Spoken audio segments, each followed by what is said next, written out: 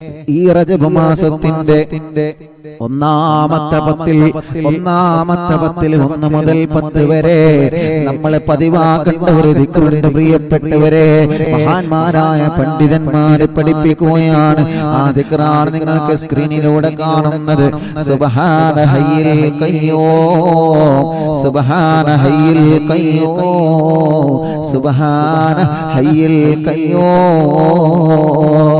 അറിവിന്ദിലാവിന്റെ കുടുംബങ്ങളെ നിങ്ങളൊന്ന് ചൊല്ലിയേ. സുബ്ഹാന ഹയ്യിൽ ഖയ്യൂം, സുബ്ഹാന ഹയ്യിൽ ഖയ്യൂം, സുബ്ഹാന ഹയ്യിൽ ഖയ്യൂം. എല്ലാവരും ഒരു 11 തവണ ചൊല്ലുക. സുബ്ഹാന ഹയ്യിൽ ഖയ്യൂം, സുബ്ഹാന ഹയ്യിൽ ഖയ്യൂം, സുബ്ഹാന ഹയ്യിൽ ഖയ്യൂം, സുബ്ഹാന ഹയ്യിൽ ഖയ്യൂം, സുബ്ഹാന ഹയ്യിൽ ഖയ്യൂം, സുബ്ഹാന ഹയ്യിൽ ഖയ്യൂം, സുബ്ഹാന ഹയ്യിൽ ഖയ്യൂം, സുബ്ഹാന ഹയ്യിൽ ഖയ്യൂം, സുബ്ഹാന ഹയ്യിൽ ഖയ്യൂം, സുബ്ഹാന ഹയ്യിൽ ഖയ്യൂം, സുബ്ഹാന ഹയ്യിൽ ഖയ്യൂം, സുബ്ഹാന ഹയ്യിൽ ഖയ്യൂം.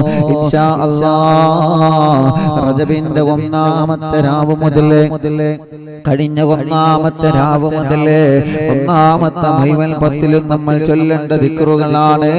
സുബ്ഹാന ഹയ്യിൽ ഖയ്യൂം.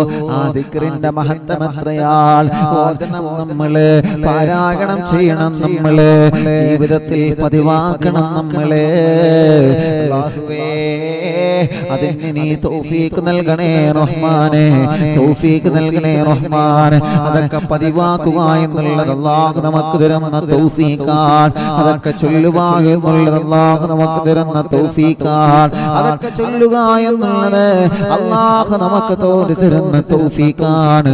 അതുകൊണ്ട് തന്നെ അറിവിന്ദിലാവിന്റെ കുടുംബങ്ങളോട് ഞാൻ പറയുകയാണ്, ചൊല്ലണം പ്രിയപ്പെട്ടവരെ. ആ ദിക്ർ നമ്മള് സുബ്ഹാന ഹയ്യിൽ ഖയ്യൂം എന്ന ദിക്ർ ചൊല്ലാ മറക്കല്ലേ, മറക്കല്ലേ.